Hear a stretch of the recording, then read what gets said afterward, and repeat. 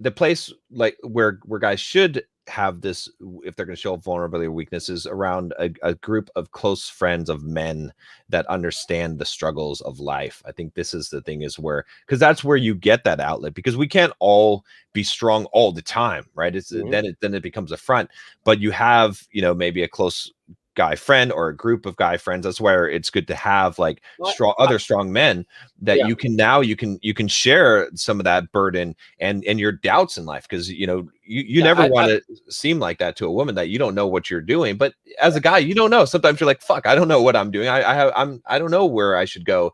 And you've got that counsel. I think that's, you know, it's so flipped today, and guys have it backwards, and that's why they get their lives wrecked. And that's why I think a lot of guys with their MGTOW stories, it's like, you know, I hate to, you know, they always say I'm victim blaming, but my view is, it's like, you know, a woman responds to a man. So how a woman acts in a relationship is a direct reflection of you, for the most part. Not, you know, there's some exceptions, but for the most part, it's true. And so a lot of these guys, they have these horrible divorce stories and all these things that happen to them. And I'm like, you know, I empathize, but at the same time, you kind of did that because were you really acting like a man in that situation? Were you acting like a man or a pussy? Right, exactly. Yeah.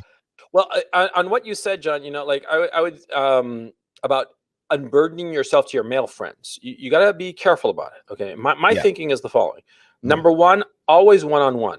Yes. With if you're going to unburden yourself about something serious and something that is hurtful to you, make it one-on-one.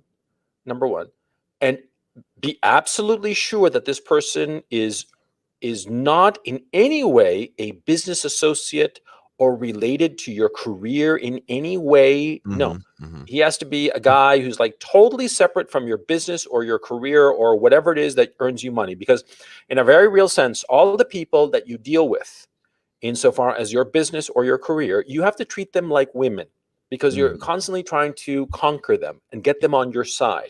Just as if you were running game on some girl, right?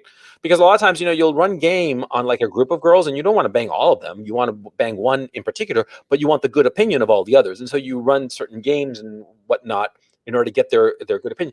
You got to do the exact same thing with your business associates.